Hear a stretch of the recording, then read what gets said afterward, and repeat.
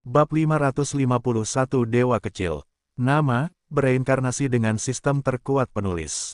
Plus mematikan mengatur ulang. Anda pasti William, Oracle kami telah menunggu Anda. Salah satu penjaga gerbang yang menjaga kuil Amon menundukkan kepalanya untuk memberi salam. William menganggukkan kepalanya. Saya datang untuk bertemu dengan Yang Mulia, Amon. Kami sudah diberitahu. Silakan, ikuti kami, Sir William. Terima kasih. Penjaga gerbang itu membawa William ke salah satu ruangan tempat ia harus membersihkan tubuhnya sebagai persiapan untuk pertemuannya dengan dewa. Ia telah mengalami hal ini sebelumnya di kuil keberanian, jadi ia dengan patuh mengikuti etiket yang diperlukan untuk mendapatkan persetujuan Oracle untuk memasuki kuil dalam, tempat Amon akan berkomunikasi dengan para pengikutnya. Setengah jam kemudian, William berdiri di depan patung Amon dan memejamkan matanya. Perlahan, tetapi pasti, ia merasa dirinya mulai mengantuk. Ia tidak menolaknya, dan membiarkan dirinya pergi ke tempat itu. Batas langit dan bumi. Jadi, Anda telah datang, kata sebuah suara yang diwarnai dengan geli. William membuka matanya dan berhadapan langsung dengan seorang pria berambut perak yang duduk di singgasana. Mata biru pria itu tampak geli, dan bibirnya melengkung membentuk senyum menawan yang akan membuat setiap wanita muda tersipu karena tergila-gila. Aku masih lebih tampan darinya, pikir William sambil menatap dewa di depannya. Senyum di bibir Amon berkedut karena dia bisa membaca pikiran William. Awalnya dia berencana untuk memberi half-elf tugas mudah karena persahabatannya dengan Dewi Lily. Namun, komentar batin William membuatnya berubah pikiran. Izinkan aku memperkenalkan diri secara resmi, aku Amon, kata Amon. Markis Agung Neraka, dan salah satu anggota Ars Gothia. Kau tidak perlu memperkenalkan dirimu, karena aku tidak peduli dengan manusia lemah yang tidak setampan aku. Sekarang, mari kita mulai bisnis yang sedang kita hadapi. Amon meletakkan dagunya di punggung tangan kirinya sambil menatap William dari kepala sampai kaki. Aku akan memberimu 3 misi, Amon tidak dapat menyelesaikan kata-katanya karena pikiran William melintas di benaknya. Dewa ini pasti sedang berkhayal karena mengira dia lebih tampan daripada aku, pikir William. Baiklah, lebih baik aku tidak mengatakan apa-apa. Aku tidak ingin menyakiti perasaan orang lain. Aku berubah pikiran. Kau harus menyelesaikan 7 misi, kata Amon dengan suara dingin. Aku akan mencabut kutukan itu setelah kau menyelesaikan semuanya. William menganggukkan kepalanya tanda setuju. Dia sudah mengantisipasi bahwa dewa itu akan mempersulitnya, jadi dia tidak terkejut dengan banyaknya misi yang diberikan Amon kepadanya. Ini adalah misi pertamamu. Amon mengangkat tangannya dan sebuah gulungan muncul di tubuh William.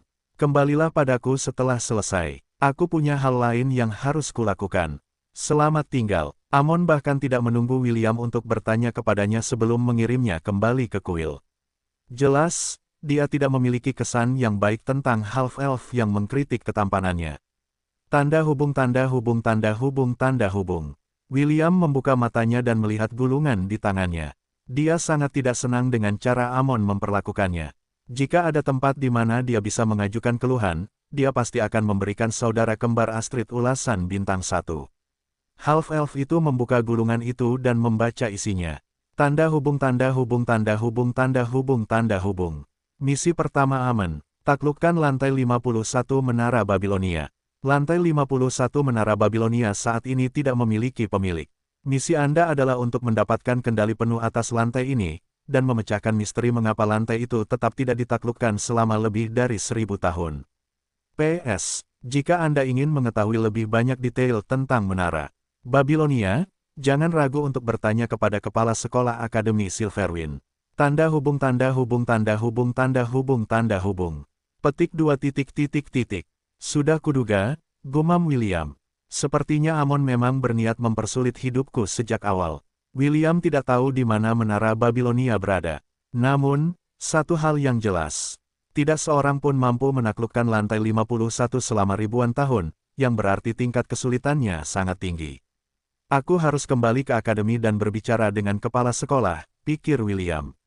Untungnya, Amon agak perhatian dan memberiku petunjuk tentang kepada siapa aku harus meminta informasi.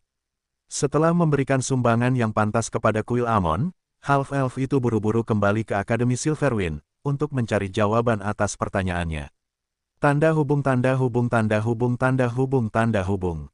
Sementara itu di kuil 10.000 dewa, anak nakal itu benar-benar menyebalkan. Amon mengeluh kepada saudara kembarnya, Astrid, yang saat itu sedang menyeruput secangkir teh di tamannya. Aku berencana untuk mempermudahnya, tetapi dia membuatku kesal. Mari kita lihat apakah dia bisa menyelesaikan misi yang hampir mustahil yang kuberikan kepadanya. Astrid mendesah sambil meletakkan cangkir teh kembali ke atas meja. Hampir mustahil, misi macam apa yang kau berikan pada anak laki-laki itu? Dewi Ksatria wanita telah mengambil kebijakan tidak ikut campur dalam misi yang akan diberikan Amon kepada William. St. Ian, dan Ishak, adalah pengikutnya yang taat. Tentu saja, dia hanya menginginkan yang terbaik untuk mereka. Dia bersedia memberikan restunya kepada William untuk menjadi kekasih mereka, tetapi itu hanya akan terjadi setelah dia menyelesaikan misi saudara kembarnya. Amon terkekeh sambil memberikan senyum jahat kepada saudara perempuannya. Misi yang kuberikan padanya adalah menyelesaikan lantai 51 Menara Babilonia. Haha, jangan khawatir, aku akan menunjukkan belas kasihan padanya begitu dia kembali ke kuil dan memohon padaku untuk mengubah misi pertama yang kuberikan padanya. Astrid mengerutkan kening. Dia menyadari alasan mengapa tak seorang pun berhasil menaklukkan lantai 51 menara. Dahulu kala, ketika dunia masih muda, para dewa memutuskan untuk membuat menara untuk hiburan mereka. Mirip dengan penjara bawah tanah, setiap lantai penjara bawah tanah adalah panggung yang perlu ditembus untuk maju ke lantai berikutnya. Orang yang mampu menyelesaikan salah satu lantainya akan menjadi pemilik lantai tersebut. Bahkan ada beberapa keluarga kuat di benua tengah yang telah memindahkan seluruh klan mereka ke lantai yang mereka klaim sebagai milik mereka. Menara ini terletak di pusat benua tengah, dan dianggap sebagai tantangan terbesar bagi umat manusia. Mirip dengan penjara bawah tanah Atlantis, Menara Babel memiliki 100 lantai. Namun, selama lebih dari 1000 tahun, penjelajahan telah berhenti di lantai ke-51. Siapapun yang berani menantangnya tidak pernah terlihat lagi. Setelah kehilangan begitu banyak keajaiban, dan individu berbakat di lantai ke-51, kekaisaran, kerajaan, dan sekte melarang orang-orang mereka untuk menantangnya lagi. Tentu saja, masih ada orang yang ingin membuat nama mereka dikenal dunia, tetapi setelah memasuki lantai misterius itu, mereka tidak pernah terdengar lagi. Kau sangat picik, Amon, kata Astrid sambil menatap kakaknya. Apa yang akan kau lakukan jika anak itu mati di lantai itu? Amon mengangkat bahu, jika dia mati, ya sudah. Jangan khawatir, jika itu terjadi, aku akan mencabut kutukan pada pengikutmu yang taat. Aku yakin mereka akan melupakannya pada waktunya dan jatuh cinta pada orang lain. Lady Astrid menyeringai sebelum menghabiskan cangkir tehnya. Kakaknya benar, meskipun para pengikutnya akan terluka setelah William meninggal, mereka akan melupakannya pada waktunya. Sang Dewi tidak percaya bahwa Half-Elf akan mampu menyelesaikan misi yang diberikan kakaknya kepada William. Duduk di singgasana yang terbuat dari Black Obsidian, seorang Dewi Primordial mengamati Astrid dari jauh. Dia telah mendengar pembicaraan Astrid dengan Amon dan hanya terkekeh melihat kebodohan mereka. Hampir mustahil bukan berarti mustahil, renung Dewi Primordial sambil melihat proyeksi remaja berambut merah di depannya. Tunjukkan padaku, pendragon muda, apakah kau benar-benar penguasa takdirmu? Apakah kau benar-benar kapten jiwamu? Dewi Primordial tersenyum sambil membelai kepala Phoenix hitam yang sedang beristirahat di samping singgasananya. Ia menantikan pertumbuhan William, dan hari ketika mereka akan bertemu di persimpangan takdir. Chiffon memeluk sarung tangan yang diberikan William saat dia tidur. Gadis kecil itu sangat menyukai sarung tangan barunya, dan bahkan tersentuh saat mengetahui bahwa yang memalsukannya adalah kakaknya. Jika bukan karena akademi melarang murid-muridnya membawa senjata di tubuh mereka, Chiffon pasti juga akan mengenakan sarung tangannya di kelas. Ian dan Putri Sidoni saling pandang saat melihat gadis berambut merah muda yang sedang tidur di ranjang William. Sejak William pergi, dia tidak lagi pergi ke kelas dan menghabiskan waktu luangnya dengan tidur di ranjangnya. Ian mendesah. Dia seperti anak anjing kecil yang sedang menunggu kepulangan tuannya. Putri Sidoni menempelkan telapak tangannya di dahinya saat melihat gadis kecil yang telah dipercayakan William kepadanya. Kuil Amon terletak di utara kekaisaran, kata Putri Sidoni. Kuil itu sendiri terletak di sebuah lembah yang telah ditutup untuk umum. Menurut perkiraanku, akan memakan waktu 2 hari untuk sampai ke sana bahkan jika dia menggunakan gerbang teleportasi. Kalau begitu, dia seharusnya sudah sampai di sana saat ini. Ya, Kita mungkin akan melihatnya setelah 2 hari. Ian menggelengkan kepalanya sambil melihat ke sudut ruangan, tempat tombak bersandar di dinding. Tidak, dia akan segera tiba, kata Ian dengan percaya diri. Putri Sidoni hendak bertanya apa maksud Ian ketika tiba-tiba, kilatan cahaya singkat menerangi ruangan. Aku kembali, apakah kalian berdua merindukanku? Tanya William sambil memeluk Putri Sidoni dan mencium pipinya. Ian berubah menjadi wujud aslinya, dan membiarkan William menciumnya juga. Setelah mencium kedua kekasihnya, William memperhatikan gadis berambut merah muda yang sedang tidur di tempat tidurnya dan tersenyum. Sepertinya dia sangat menyukai senjata yang kubuat untuknya, komentar William. Dia bahkan menggunakannya sebagai bantal peluk. William hendak menyodok pipi gadis kecil itu ketika Putri Sidoni memegang tangannya dan menariknya menjauh. Bagaimana kau bisa kembali secepat itu dari kuil? Tanya Putri Sidoni. Juga, apa yang dikatakan Yang Mulia, Amon? William menyeringai dan memberitahu Putri Sidoni trik tentang bagaimana ia dapat melakukan perjalanan dari satu titik ke titik lain secara instan. Gadis cantik itu mendengarkan dengan saksama penjelasan William. Ia kemudian menyadari bahwa itu adalah trik yang sama yang digunakan kekasihnya, untuk melarikan diri dari Eneru dan para peri, ketika ia melarikan diri dari ibu kota dinasti Anaesa. Itu menakjubkan, komentar Putri Sidoni setelah William menyelesaikan penjelasannya. Ashe, yang mendengarkan dari samping, memegang tangan William dan menanyakan pertanyaan yang ada di benaknya sejak sang half-elf kembali. Apakah Anda berhasil berbicara dengan Yang Mulia, Amon? Tanya Ashe. William mengangguk saat ia memanggil gulungan yang diberikan dewa kepadanya. Ashe dan Putri Sidoni, Morgana, melihat gulungan itu dan membaca isinya. Menaklukkan lantai 51 Menara Babilonia.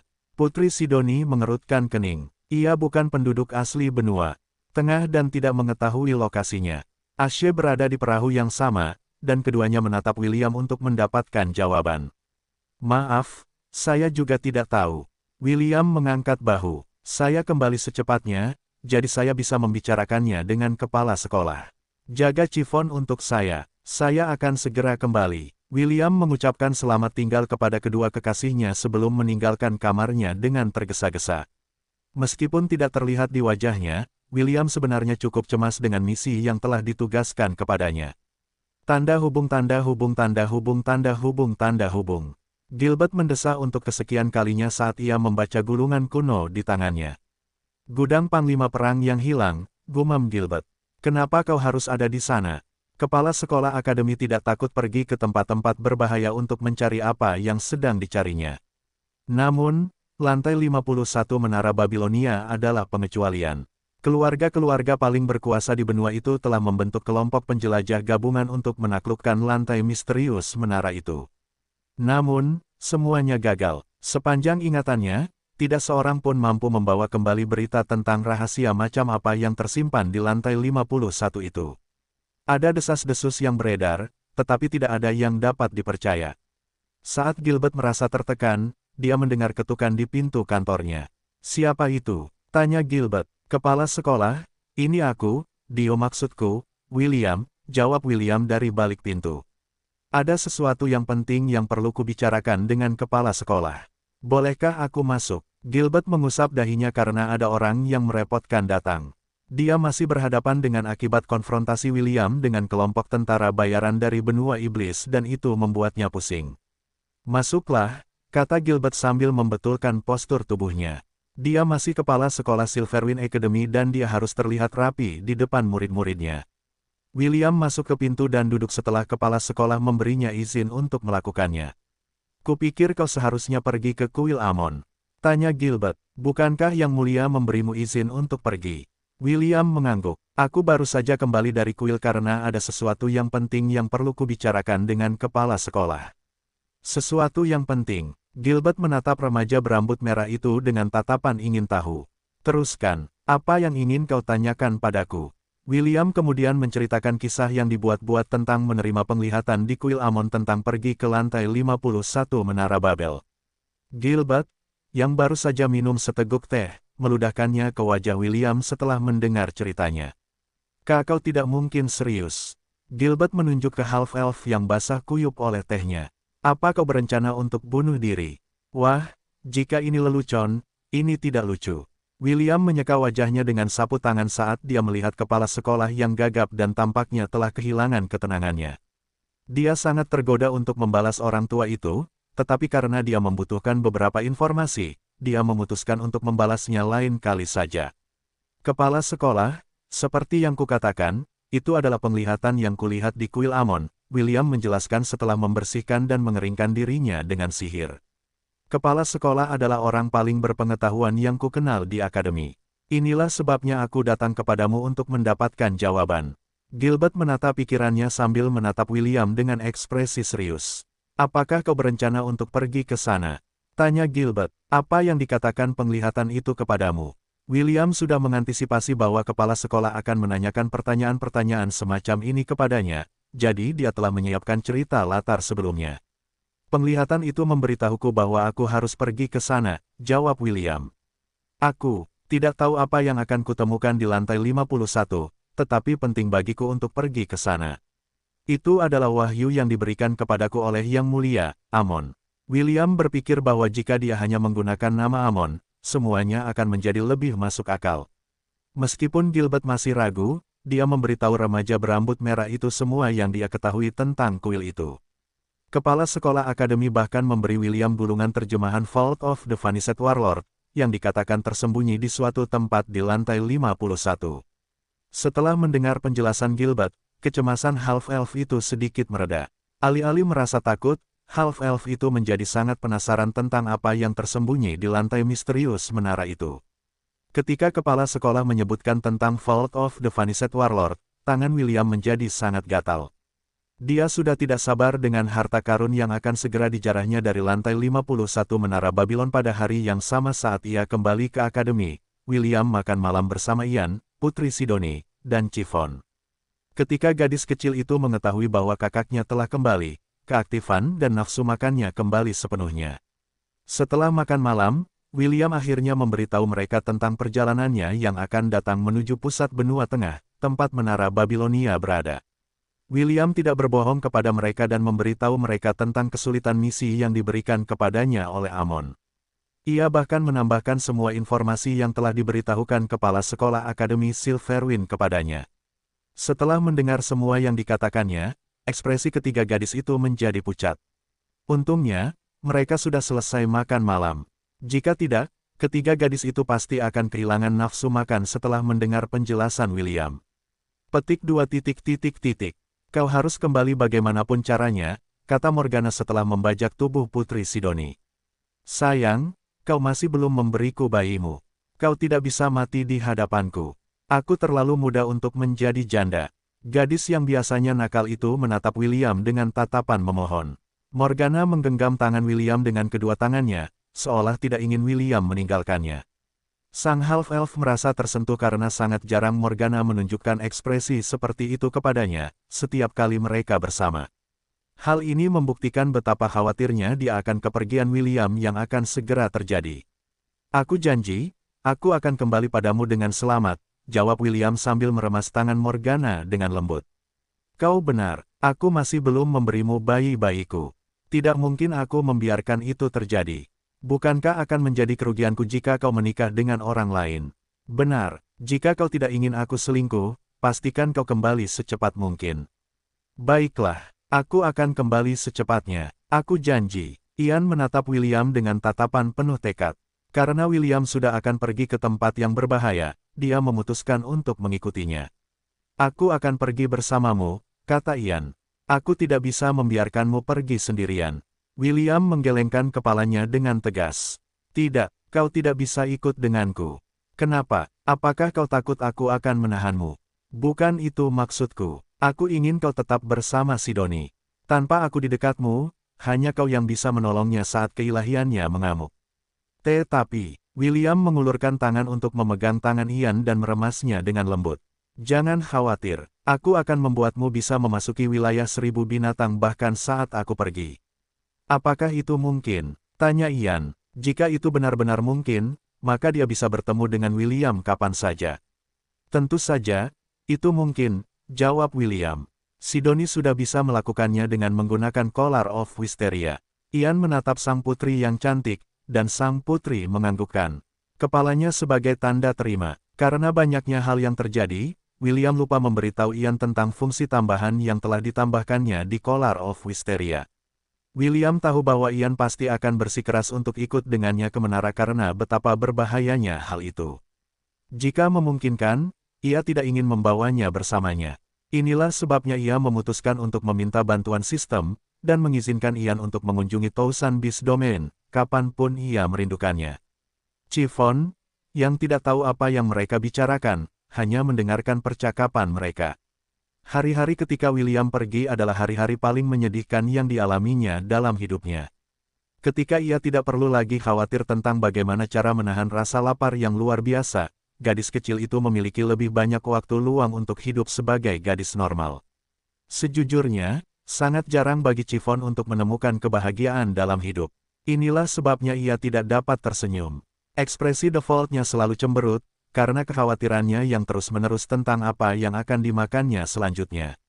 Kini setelah bertemu William, Ian, dan Putri Sidoni, hidupnya menjadi lebih berwarna.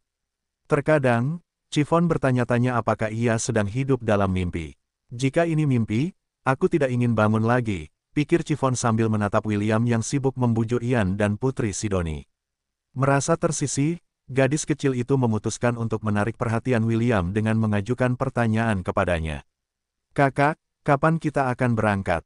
tanya Chiffon. "Aku tidak membawa banyak barang bawaan, jadi kita bisa berangkat kapan saja." William, Ian, dan Putri Sidoni menatap gadis berambut merah muda itu bersamaan. William menatap Chiffon dengan ekspresi tercengang. "Maaf, Chiffon, aku juga tidak akan mengajakmu." Chiffon memiringkan kepalanya dengan bingung. "Kau tidak akan mengajakku?" "Tidak," jawab William. "Tinggallah di akademi ini bersama Ian dan Sidoni. Mereka akan menjagamu saat aku pergi." Mata Chiffon berkaca-kaca saat menyadari bahwa William tidak bermaksud mengajaknya. Menurut kakaknya, butuh waktu sebulan untuk mencapai menara Babilonia dari Kekaisaran Kreator. Namun, itu hanya durasi perjalanan. William tidak tahu berapa lama dia akan tinggal di dalam menara, dan ini juga menjadi perhatian Ian dan Putri Sidoni. Half-elf itu baru pergi selama 2 hari, namun, Chiffon merasa ada lubang menganga di hatinya. Dia merasa sangat hampa saat William pergi mengunjungi kuil Amon. Jika William pergi lebih dari sebulan, Chiffon tidak tahu apa yang akan terjadi padanya. Setetes air mata jatuh, diikuti oleh yang lain. Gadis berambut merah muda itu menatap kakaknya dengan mata berkaca-kaca saat rasa sakit di dadanya semakin kuat. "Kakak, kau akan meninggalkanku?" tanya Chiffon. "Kau akan meninggalkanku sendiri." William buru-buru berdiri dari tempat duduknya dan pergi ke samping gadis kecil itu untuk menyeka air matanya. Entah mengapa, William sangat lemah terhadap anak kecil. Meskipun Chiffon lebih tua darinya, penampilannya saat ini mirip dengan Brianna, yang telah diperlakukan William sebagai adik perempuannya sendiri, di benua selatan. "Kau tidak akan sendirian," jawab William. "Kau akan bersama Ian dan Sidoni. Mereka akan menjagamu." Chiffon menutupi wajahnya dengan tangannya saat ia terisak-isak tak terkendali. Tidak peduli apa yang dikatakan William, tidak peduli apa yang dijanjikannya, air matanya tidak berhenti mengalir. Yang lebih buruk adalah saat ia mulai menangis, perutnya juga mulai keroncongan. Meskipun ia baru saja makan malam, rasa lapar Chiffon kembali, dan itu kembali dengan ganas. Gadis kecil itu telah kehilangan kendali atas emosinya, dan kekuatannya. Kurang dari tuan rumah. Menjauhlah dari Chiffon. Keilahiannya akan aktif. "Tidak, lupakan itu. Bawa dia ke penjara Atlantis saja. Cepat, jika kamu terlambat sedetik saja, seluruh akademi ini, beserta semua muridnya akan dilahap." William berteleportasi ke dalam lantai 10 Atlantis dan membawa Chiffon ke villa tepi lautnya. Beberapa detik kemudian, keilahian gadis kecil itu mengamuk. Sebelum penalarannya benar-benar terambil alih, Chiffon meninju perut William dengan sekuat tenaga, membuat half-elf itu terlempar ratusan meter dari lokasinya. "Kakak, maafkan aku," gumam Chiffon sebelum dia kehilangan kesadaran. "Tolong, larilah." Saat itulah William melihat sendiri apa yang bisa dilakukan oleh kekuatan 7 dosa mematikan, begitu mereka kehilangan kendali. Chiffon membuka mulutnya lebar-lebar, dan suara berderak terdengar. Seolah-olah ruang itu sendiri terdistorsi dan udara di sekitarnya bergetar. Serangkaian pemberitahuan terdengar di dalam halaman status William yang memperingatkannya tentang bahaya yang akan datang. Kurang dari tuan rumah. Tolong cepat, tinggalkan tempat ini. Semua yang ada di lantai ini akan dilahap oleh Chiffon. Lebih besar dari. William menggertakkan giginya saat dia melihat gadis yang tidak sadarkan diri itu, yang air matanya masih mengalir di sisi wajahnya. Tiba-tiba, tanah terangkat dari bawah kakinya dan terbang ke arah mulutnya, untuk dimakan. Laut bergolak dan menyerbu ke arah pantai seolah-olah mereka dipaksa oleh suatu hukum yang tidak diketahui yang tidak dapat mereka lawan. Segala sesuatu dalam jarak 1000 meter dari Chiffon dilahap, dan jarak itu perlahan meningkat setiap detik. William terus mundur, tetapi kekuatan kerakusan yang mirip dengan lubang hitam telah secara instan meningkatkan kekuatannya. Half-elf itu tiba-tiba menemukan dirinya dalam jangkauan kemampuan melahap Chiffon, dan ditarik tanpa daya ke arahnya. Quickshot War Art, Fusion Form. William meraung saat dia memanggil tongkat kayunya dan mengarahkannya ke arah berlawanan dari Chiffon. Blitzer Railgun. William bergabung dengan tongkatnya dan terbang menjauh. Setidaknya, itulah yang seharusnya terjadi, tetapi kenyataannya berbeda. Tongkat kayu itu hanya berhasil bergerak sejauh 5 meter, sebelum terhenti dan tetap di tempatnya. Perlahan, tapi pasti, tongkat itu ditarik ke arah mulut kecil Chiffon yang mampu melahap seluruh kota di benua tengah. Hati William hancur melihat Chiffon dalam kondisi seperti itu, tetapi tidak ada yang bisa dia lakukan. Sistem, pasang pelacak pada Chiffon. Aku ingin memantau kondisinya, kurang dari dimengerti, lebih besar dari. Seberkas cahaya melesat dari tongkat kayu dan mengenai dahi Chiffon. Setelah berhasil memasang pelacak, William meninggalkan lantai 10 Atlantis dan kembali ke lantai pertama dengan tergesa-gesa. Dia tahu bahwa jika dia tetap tinggal, dia hanya akan dilahap oleh kekuatan kerakusan yang telah mengamuk. Setelah mencapai tempat yang aman, William segera meminta sistem untuk memperbolehkannya melihat apa yang terjadi secara langsung. Sistem itu menuruti perintahnya, dan membagikan pemandangan di sekitar Chiffon. Apa yang dilihatnya adalah kegelapan total dan pekat. Jika bukan karena fakta bahwa ia masih dapat mendengar suara melahap samar-samar di latar belakang, ia mungkin berpikir bahwa pelacak itu tidak bekerja. Bahkan pencahayaan buatan di lantai 10 telah dihisap sepenuhnya. Suara perut Chiffon yang menggeram dapat terdengar di tengah kegelapan. William meragukan bahwa lollipopnya akan mampu melawan keilahian yang telah lepas kendali ini. Yang dapat ia lakukan hanyalah menunggu. 1 jam berlalu, 2 jam berlalu, lebih banyak jam berlalu. William duduk bersila sambil terus memantau kondisi Chiffon. Setelah seharian di dalam ruang bawah tanah, suara geraman itu berhenti. Sistem memindai sekeliling, dan tubuh Chiffon beberapa kali, sebelum memberi. William sinyal, go, bahwa semuanya baik-baik saja. William kembali ke dunia yang gelap dan kosong itu. Bahkan matanya yang dapat melihat melewati kegelapan tidak dapat melihat apapun di dalam lantai 10 Atlantis. Cahaya, kata William lembut dan beberapa bola cahaya menerangi sekelilingnya. Saat itulah dia melihatnya, berdiri di tengah kehancuran yang telah dia sebabkan, dengan air mata masih mengalir di sisi wajahnya. William melingkarkan lengannya di sekitar gadis yang mengikutinya, dan memeluknya erat. Kakak, tolong, jangan tinggalkan aku, kata Chiffon lemah sambil membenamkan kepalanya di dada William. Dia ingin memeluknya kembali, tetapi dia merasa sangat lemah saat ini. Jika bukan karena William yang memeluk, dan menopang tubuhnya, dia mungkin sudah jatuh ke tanah. Petik 2. Aku berjanji akan menjadi gadis yang baik, jadi tolong, jangan tinggalkan aku. Oke, aku tidak akan meninggalkanmu, aku janji. Seolah menunggu jawaban itu, Chiffon memejamkan mata dan tidur. Dia telah mencapai batasnya secara fisik, dan emosional. William menggendong gadis berambut merah muda itu dengan gendongan putri, sebelum berteleportasi ke vilanya di Tousan Beast Domain. Ian dan Putri Sidoni ada di sana dan telah menunggu kabar apapun tentang Chiffon. William telah memerintahkan semua orang untuk meninggalkan Dungeon Atlantis, untuk berjaga-jaga jika kemampuan melahap Chiffon menembus lantai spasial Dungeon tersebut. Untungnya, hal itu tidak terjadi, dan hanya satu lantai yang dikorbankan untuk kemampuan melahap gadis kecil itu. Putri Sidoni dan Ashe menatap gadis berambut merah muda yang acak-acakan itu dan merasakan sakit di dada mereka. Chiffon telah menjadi sangat mereka sayangi dan melihatnya seperti itu membuat hati mereka hancur. Tolong, bersihkan dia, kata William sambil menyerahkan Chiffon kepada Ian. Biarkan dia beristirahat di villa ini untuk saat ini. Meskipun kemungkinannya kecil, dia bisa saja kambuh. Kami akan menahannya di sini untuk berjaga-jaga. Ian mengangguk mengerti dan berubah menjadi wujud aslinya sebelum pergi ke kamar mandi.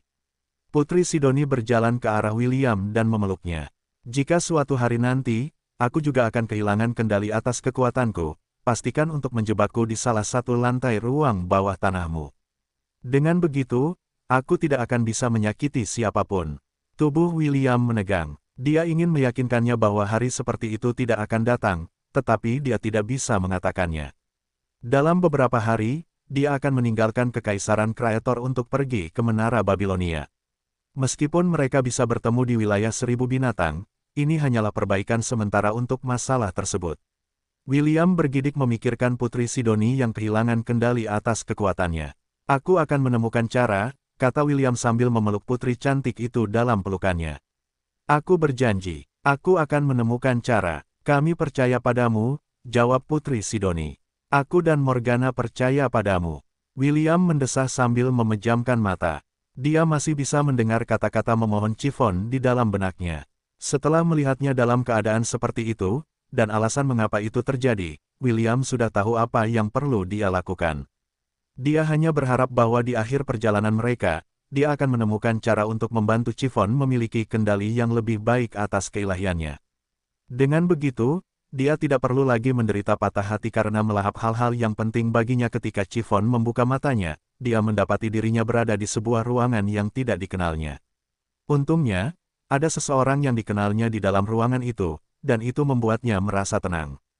William sedang duduk di sisi tempat tidur dan memegang tangannya. Saat mata mereka bertemu, Chiffon memiliki keinginan kuat untuk melarikan diri. Jika bukan karena fakta bahwa dia masih tidak bisa menggerakkan tubuhnya, dia mungkin sudah berlari keluar dari ruangan itu dengan tergesa-gesa.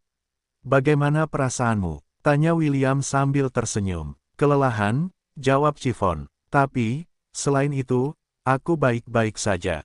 William menganggukkan kepalanya saat dia meminta sistem untuk menjalankan pemindaian diagnostik pada tubuh Chiffon untuk memastikan bahwa tidak ada yang salah dengannya.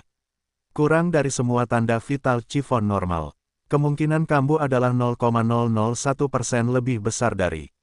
Terima kasih, sistem. Chiffon tidak dapat mengingat banyak hal tentang apa yang terjadi padanya.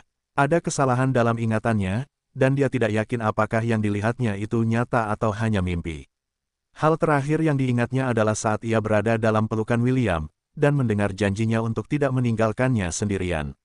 Keduanya saling menatap selama 1 menit penuh tanpa mengucapkan sepatah kata pun.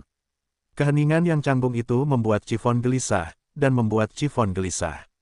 Ia hendak mengatakan sesuatu ketika tiba-tiba, suara geraman bergema di dalam ruangan. Tubuh Chiffon menegang karena ia mengira perutnya yang mengeluarkan suara. Ia baru saja memakan seluruh lantai ruang bawah tanah, jadi rasa laparnya akan terpuaskan setidaknya selama 2 hari.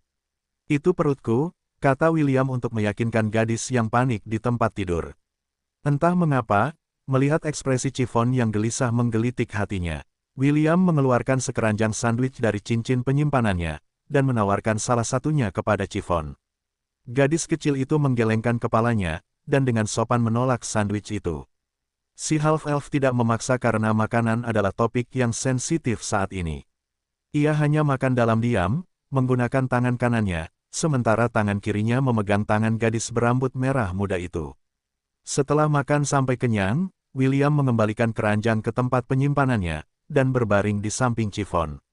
Selamat malam, William menguap sambil memejamkan mata untuk tidur. Dia sudah bangun selama hampir 2 hari, dan dia sudah sangat mengantuk. Dia belum makan apapun, dan hanya minum air selama berjaga. Entah mengapa, dia tidak punya nafsu makan setelah melihat keadaan Chiffon yang mengamuk. 2 menit kemudian, napas tidur William yang dalam mencapai telinga Chiffon. Si rakus kecil itu menatap wajah tidurnya yang damai, seolah-olah menanamkannya dalam ingatannya. Dia ingin menanyakan beberapa hal kepada William, tetapi William sudah tidur sebelum dia sempat menanyakan apapun. Chiffon mendesah saat mencoba mendekatkan tubuhnya ke arah William. Meski tubuhnya terasa berat, keinginan untuk merasakan kehangatan seseorang mendorong tekadnya. Lebih dari apapun, dia benci sendirian. Sekarang ada seseorang yang tidur di sebelahnya, dia memutuskan untuk mendekat untuk meyakinkan dirinya sendiri bahwa apa yang dilihatnya adalah kenyataan dan bukan mimpi. Tanda hubung tanda hubung tanda hubung tanda hubung. Bangun, Tuan Lollipop. Sebuah suara menggoda terdengar di telinga William, yang membuatnya membuka matanya tiba-tiba. Hal pertama yang dilihatnya adalah seorang wanita. Seorang wanita yang sangat gemuk. Dia duduk di kursi kecil yang berderit setiap kali tubuhnya bergerak sedikit. William tidak bisa menahan diri untuk berpikir bahwa kursi itu akan patah kapan saja, yang akan membuat wanita itu jatuh ke tanah, tidak dapat bangun karena ukuran tubuhnya. Kamu memikirkan hal yang sangat kasar, wanita gemuk itu mendengus. Tidakkah kamu tahu bahwa gadis-gadis sangat rapuh? Kamu sudah memiliki 3 kekasih dan kamu masih tidak mengerti fakta ini. Wanita gemuk itu membuka kipas merah dan mulai mengipasi dirinya sendiri. Tindakannya membuat kursi yang didudukinya berderit berbahaya, yang membuat gigi William gatal. Half-elf itu dengan paksa mengalihkan perhatiannya dari kursi dan menatap wanita di depannya. Karena dia telah berada di sekitar para dewa selama kunjungannya ke kuil, mudah baginya untuk mengidentifikasi wanita gemuk itu sebagai dewi. Satu-satunya pertanyaan adalah, siapa dia? Kamu benar-benar terlalu kurus, komentar wanita gemuk itu sambil menatap William dari kepala sampai kaki. Saya sarankan kamu menambah setidaknya 170 pon ke berat badanmu. Sudut bibir William berkedut ketika dia mendengar komentar Dewi itu. Saya akan mempertimbangkannya, Yang Mulia, kata William sambil membungkuk hormat kepada wanita di depannya. Nama saya William, bolehkah saya tahu, nama Yang Mulia, Yang Agung. Wanita gemuk itu terkekeh, menyamai derit kursi tempat dia duduk. Sudah lama sejak terakhir kali aku memperkenalkan diriku pada manusia biasa, jadi maafkan aku karena tidak memperkenalkan diriku terlebih dahulu. Namaku Adepagia, dan aku adalah Dewi Kerakusan. William merasakan bagian terakhir dari teka-teki itu jatuh pada tempatnya saat dia mendengar nama Dewi di depannya. Half-elf itu memutuskan untuk tetap diam dan menunggu Adepagia memberitahunya alasan mengapa dia membawanya ke batas langit dan bumi. Dia baru saja berada di sana belum lama ini ketika dia bertemu dengan Amon, saudara kembar Astrid yang telah memberinya misi yang tidak masuk akal sejak awal. Dewi itu tersenyum dan menganggukkan kepalanya sebagai tanda terima kasih. Dia sudah membaca apa yang sedang dipikirkan William saat ini, jadi dia memutuskan untuk langsung ke intinya. Pertama-tama, aku ingin mengucapkan terima kasih karena telah merawat putriku, kata Adepagia lembut. Putriku telah melalui banyak masa sulit, dan meskipun nasibnya dipenuhi dengan penderitaan, sebagai ibunya, aku tidak bisa tidak menangis untuknya. Catatan penulis, semua dewa dari 7 dosa mematikan menyebut personifikasi mereka di alam fana sebagai putri. Ya, mereka semua terlahir sebagai gadis. Aku hanya akan mengklarifikasi beberapa hal jika kalian memikirkan hal lain. Adepagia mulai menyeka matanya dengan sapu tangan seolah-olah untuk menghapus air mata tak terlihat yang tidak ada di sana. William pun menurutinya dan menganggukkan kepalanya tanda mengerti. Chiffon seperti adik perempuan bagiku, kata William. Hatiku hancur melihatnya terluka. Begitu, Adepagia menyeringai. Sekarang, mari kita bicarakan tentangmu dan pernikahannya. Pernikahan apa? Maaf, aku tergagap. Maksudku, mari kita bicarakan tentang kesehatanmu dan dia. Kau tidak tahu, memiliki tubuh dan pikiran yang sehat akan menuntunmu menuju kehebatan. Sang Dewi tertawa dengan, ohohoho. Seperti penjahat kelas 2, yang membuat William khawatir tentang masa depan. Lady Eros telah memintanya untuk mengurus putri-putrinya, saat dia melatihnya di istananya. Dewi Nafsu tidak menyiratkan apapun selain mengurus putri-putrinya, tetapi hasil akhirnya adalah menjadikan Putri Sidoni dan Morgana sebagai kekasihnya. Melihat Dewi Kerakusan telah muncul di depannya, William memiliki firasat bahwa dia akan menjadi pengantin pria dalam pernikahan cepat. Hei, jangan terlalu memikirkan dirimu sendiri, Adepagia menutup kipasnya dan mengarahkannya ke arah William. Kamu terlalu kurus untuk putriku yang cantik. Aku hanya akan mengizinkanmu menjadi kekasihnya jika kamu menambah berat badanmu sebanyak 180 pon. William merasa bahwa dia akan mengalami migrain. Sebelumnya Dewi menyebutkan bahwa ia perlu menambah 170 pon pada berat badannya, sekarang ia mengubahnya menjadi 180 pon. Ia merasa bahwa Dewi Kerakusan akan terus menambah berat badannya saat mereka melanjutkan obrolan mereka. Di mana aku tadi? Oh ya, mari kita bicarakan tentangmu dan pernikahannya. Kesejahteraan. Tes. Adepagia mendecak lidahnya sebelum membuka kipasnya untuk menutupi separuh wajahnya. Kau akan pergi ke Menara Babel, kan? William menganggukkan kepalanya sebagai tanda setuju. Ya, baiklah, izinkan aku memberimu hadiah. Dewi kerakusan melemparkan dua kotak kecil ke arah William, dan William menangkapnya secara refleks. Kotak merah untuk Chiffon, dan yang merah muda untukmu, kata Adepagia. Kau tidak perlu tahu apa isi kotak itu karena kau tidak akan bisa membukanya meskipun kau mengerahkan seluruh kekuatanmu.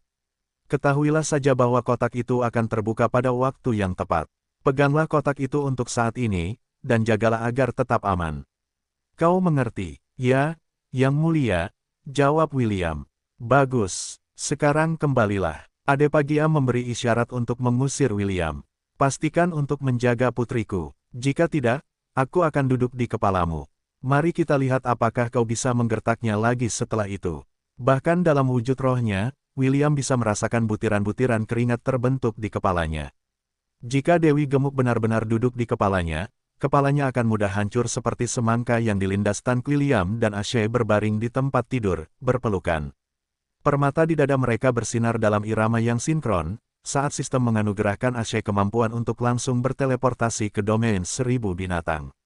Ini bukan hal yang mudah untuk dilakukan karena membutuhkan 50.000 poin dewa untuk mewujudkannya. William tidak keberatan menghabiskan sebanyak itu karena itu memungkinkan Ashe memiliki sarana untuk mengunjungi domain 1000 binatang kapan saja dia mau. William telah memberitahu Ashe dan Putri Sidoni bahwa mereka juga dapat berteleportasi ke domainnya jika nyawa mereka dalam bahaya. Keselamatan mereka adalah prioritasnya, jadi dia tidak keberatan menghabiskan poin dewa untuk memastikan keselamatan mereka. Tanda hubung tanda hubung tanda hubung tanda hubung tanda hubung. Poin dewa, 4.250.042. Tanda hubung tanda hubung tanda hubung tanda hubung tanda hubung. Kalau saja dia tahu tentang fitur ini sebelum meninggalkan benua selatan, dia pasti akan membuatnya agar Wendy dan ST bisa mampir ke domainnya untuk menemuinya. Setelah setengah jam, modifikasi permata mereka telah berhasil diselesaikan. Itu adalah proses yang sangat rumit, tetapi berkat kemampuan sistem, semuanya berjalan semulus yang direncanakan. Dengan ini aku bisa menemuimu kapan saja aku mau, kata Ashe sambil menatap mata William. Terima kasih. Kenapa kau berterima kasih padaku? Tanya William sambil mencium kening Ashe. Aku senang kau ada di dekatku. Kalau saja aku tidak khawatir Sidoni sendirian, aku pasti akan membawamu bersamaku. Ashe tersenyum sambil membenamkan dirinya dalam pelukan William. Selain William, hanya dia yang mampu mencegah keilahian Putri Sidoni menjadi liar. Dia dan sang putri telah melihat apa yang terjadi pada villa pantai mereka di ruang bawah tanah Atlantis. Lantai yang dulunya indah kini menjadi tempat yang gelap, tanpa apapun. Menurut sistem, lantai itu akan kembali seperti semula. Namun, butuh waktu setidaknya 1 tahun untuk itu terjadi. Tentu saja, ada cara untuk mempercepat prosesnya, seperti memperbaikinya menggunakan pengaturan ruang bawah tanah. Namun, agar itu terjadi, William harus menyelesaikan penaklukannya terlebih dahulu. Kemajuan dalam penaklukan ruang bawah tanah terhenti di lantai 52 karena monsternya cukup kuat. Setiap kelompok memiliki selusin individu, dan akan selalu ada seekor Millennial Beast, dan 2 Centennial Beast di antara mereka. Namun, itu tidak berakhir di sana. Begitu tim-tim itu berhadapan dengan mereka, Red Eye Razor Naga, Millennial Beast, akan meneriakkan teriakan perang yang akan memanggil kelompok-kelompok lain untuk datang ke lokasi mereka. William dan kelompoknya kemudian akan menghadapi setidaknya 4 Millennial Beast, 8 Centennial Beast, dan 36 monster kelas A. Ini akan mudah diatasi jika William mampu menggunakan avatar heroiknya. Namun, karena beberapa alasan aneh, avatar heroiknya dinonaktifkan di lantai 52 Atlantis. Ini membuatnya tidak punya pilihan selain membiarkan kawanan dan legionnya menjadi lebih kuat terlebih dahulu, sebelum menantang lantai itu lagi. Sayang, sudah selesai, tanya Morgana. Ya, kami baru saja selesai, jawab William. Apa masalahnya? Tidak masalah, kata Morgana. Aku baru saja berhasil menidurkan Chiffon, jadi aku bisa bergabung denganmu dan Ashe. Sebelum William sempat menjawab, pintu kamar terbuka dan seorang gadis cantik dengan mata emas berjalan menuju tempat tidur sambil tersenyum sensual. Kau akan pergi besok, jadi setidaknya kau perlu melakukan perawatan, kata Morgana sambil duduk di tempat tidur. Sudah lama sejak kita bertiga melakukannya. Kau tidak akan bisa tidur malam ini, sayang gelombang. Tanda hubung tanda hubung tanda hubung tanda hubung tanda hubung. Keesokan harinya, kakak, ada apa? Chiffon bertanya sambil menatap William yang tampak mengantuk. William menguap sebelum menepuk kepala gadis kecil itu. Tidak apa-apa, aku hanya tidak bisa tidur nyenyak tadi malam. Chiffon memiringkan kepalanya dengan bingung, tetapi dia memutuskan untuk tidak bertanya lebih jauh.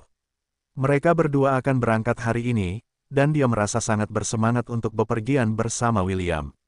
Ah, itu dia, William, kepala sekolah akademi, Gilbert, muncul di gerbang akademi. Aku senang aku berhasil melihatmu sebelum kau meninggalkan akademi. William telah memberitahunya sebelumnya bahwa dia akan mengambil cuti dari studinya untuk pergi ke Menara Babilonia. Kepala sekolah ingin menemaninya juga, tetapi dia saat ini terlalu sibuk dengan kegiatan sekolah yang telah dijadwalkan. Dia juga harus mengawasi persiapan turnamen yang akan berlangsung dalam waktu kurang dari 2 bulan. Turnamen ini memiliki arti khusus bagi Kekaisaran Kreator karena ini menentukan peringkat anak ajaib teratas mereka. Mereka yang berada di 10 besar akan diberikan sumber daya untuk lebih meningkatkan peringkat mereka. Mereka yang tidak mampu mencapai 10 besar, tetapi telah menunjukkan potensi besar akan disponsori oleh Kekaisaran juga. Ini adalah cara untuk memotivasi generasi muda untuk berjuang demi keunggulan, yang selanjutnya akan meningkatkan kekuatan Kekaisaran Kreator di masa depan. Ada apa, kepala sekolah? Tanya William. Apakah Anda mungkin ingin meminta saya untuk membelikan Anda oleh-oleh? Yah, itu juga ide yang bagus. Tapi, saya datang ke sini untuk meminta bantuan Anda. Saya siap mendengarkan. Gilbert mengeluarkan sebuah gulungan dari cincin penyimpanannya dan memberikannya kepada William. Half-elf itu membukanya dan melihat apa yang tampak seperti sebuah gulungan yang indah, bros bunga hijau, dengan permata berkilau di tengahnya. Ini disebut bros keinginan Zamrud, jelas Gilbert. Konon, ini adalah salah satu harta tak ternilai yang dapat ditemukan di Vault of the Vanished Warlord. Jika Anda bisa mendapatkannya, saya bersedia membayar mahal untuk itu. Petik 2. Jika saya melihatnya, saya akan menukarnya dengan Anda, kepala sekolah, jawab William. Tapi, jika tidak, jangan tersinggung, oke. Ada kemungkinan saya akan terjebak di sana untuk waktu yang tidak terbatas. Gilbert mengangguk mengerti. Sejujurnya, dia tidak ingin William pergi ke menara untuk mempertaruhkan nyawanya. Dia sudah berusaha sebaik mungkin untuk meyakinkannya, tetapi William bertekad untuk pergi. Karena itu, dia memutuskan untuk memberinya dukungan sebanyak yang dia bisa dan menyiapkan kebutuhan yang akan dia butuhkan dalam perjalanannya. Baiklah, semoga angin selalu berada di belakangmu, dan cahaya menyinari jalanmu. Gilbert meletakkan tangannya di bahu William. Juga, jaga Chiffon untuk kami. Kau, tidak perlu khawatir tentang apa yang akan dikatakan pihak lain. Kami akan mengurusnya untukmu. Lelaki tua itu menundukkan kepalanya dan membisikkan sesuatu di telinga William. Jika keadaan menjadi berbahaya, berusahalah sebaik mungkin untuk keluar dari lantai ini, bisik Gilbert. Kau tidak perlu melakukan hal yang sia-sia. Hidup itu sangat berharga, jangan sia-siakan untuk hal-hal yang sepele. William menganggukkan kepalanya, dan tidak berkomentar lebih jauh. Aku akan kembali secepatnya, kepala sekolah. Selamat tinggal untuk saat ini. Selamat tinggal, kepala sekolah, kata Chiffon sambil menundukkan kepalanya. Terima kasih telah mengizinkanku tinggal di akademi. Gilbert menatap Chiffon dengan mata lembut sambil menepuk kepalanya. Maaf, nak, kami telah berlaku tidak adil padamu. Berhati-hatilah dalam perjalananmu, dan kembalilah dengan selamat. Kami akan menunggu kepulanganmu. Terima kasih, kepala sekolah. Sama-sama, William memegang tangan Chiffon, saat mereka berdua berjalan keluar dari gerbang akademi. Mereka sudah mengucapkan selamat tinggal kepada Ashe dan Putri Sidoni, yang saat ini sedang tidur di kamar mereka. Sama seperti William, keduanya sangat kelelahan karena malam itu mereka melakukan skinship. Keluarlah, Raiden, perintah William. Seekor kilin hitam yang tingginya 3 meter dan panjangnya 5 meter muncul di hadapan William. Kilin itu memancarkan aura binatang milenium, dan Chiffon tidak dapat menahan diri untuk tidak berpegangan erat pada lengan William. Tidak apa-apa, dia hanya terlihat menakutkan, tetapi dia tidak berbahaya. William menepuk kepala Chiffon sebelum mengangkatnya untuk menunggangi punggung kilin itu. Setelah gadis kecil itu diamankan di tempatnya, William duduk di belakangnya dan melingkarkan lengannya erat-erat di pinggangnya. Ayo, Raiden, perintah William. menuju tak terbatas dan seterusnya. Gilbert memperhatikan saat Black Kilin terbang ke udara dan menuju ke arah timur. Mereka menuju ke kota pertama yang akan memungkinkan mereka menggunakan gerbang teleportasi yang khusus ditujukan bagi mereka yang berencana pergi ke Menara Babilonia. Kepala sekolah Silverwind Academy tidak tahu apakah dia akan melihat half-elf itu lagi.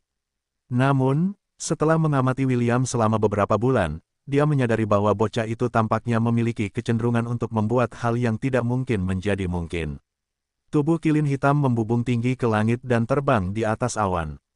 Chiffon memandang dengan kagum ke sekelilingnya karena ini adalah pertama kalinya ia terbang di udara. Ia seperti anak kecil yang dibawa bertamasya, dan saat ini menikmati pemandangan dan suara di sekelilingnya. "Kakak, ku dengar Kilin hanya ada di benua bulan perak," kata Chiffon. "Di mana kau menemukan Kilin hitam ini?" "Aku membunuh, maksudku, aku menjinakkannya saat aku berada di benua selatan," jawab William. "Ia memiliki kepribadian yang sangat jahat, jadi aku terpaksa menghajarnya habis-habisan hingga ia tunduk padaku." "Kakak sangat menakjubkan." "Ya, aku memang menakjubkan." Kilin hitam tidak menunjukkan reaksi apapun kepada dua penumpang di punggungnya, dan terus terbang dalam diam.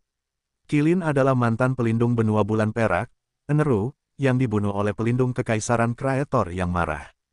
William mengambil mayat Kilin dan jiwanya yang terperangkap di altar di dalam istana kerajaan Helan dan menggunakan kekuatan nekromantiknya untuk menghidupkannya kembali sebagai pelayan. Seharusnya, Eneru berubah menjadi Kilin mayat hidup setelah William menghidupkannya kembali. Namun, sesuatu terjadi di dalam laut kesadarannya. Bidak catur raja bersinar, dan untayan hitam yang telah tertidur di dalam dunia spiritualnya, meminjamkan kekuatannya untuk menghidupkan kembali Eneru, yang memungkinkan Kilin terlahir kembali sebagai Kilin hitam. William tidak menyadari bahwa kedua bidak keilahian ini telah bekerja sama untuk menciptakan binatang mistis yang sangat langka yang dikenal karena kekuatannya untuk menggunakan petir hitam. Raiden adalah nama yang diberikan William kepada Eneru yang baru lahir, yang tidak memiliki ingatan tentang kehidupan masa lalunya. Kepribadian Kilin seperti pria dengan sedikit kata. Ia hanya akan berbicara jika William adalah orang pertama yang memulai percakapan. Myriad Core milik Kilin telah dikeluarkan dari tubuhnya dan diberikan kepada Ella. Ella, bersama dengan kambing-kambing lain yang juga menerima Millennial Core dari William dari para bis yang terbunuh selama perang, saat ini sedang berhibernasi di pegunungan Kirintor. Takam telah mengajukan diri untuk menjaga mereka saat mereka menyelesaikan evolusi mereka. William tidak tahu kapan anggota pertama kawanannya akan bangun. Meskipun ia akan merindukan mereka, ia tahu bahwa ini juga merupakan kesempatan yang baik bagi mereka semua untuk tumbuh lebih kuat.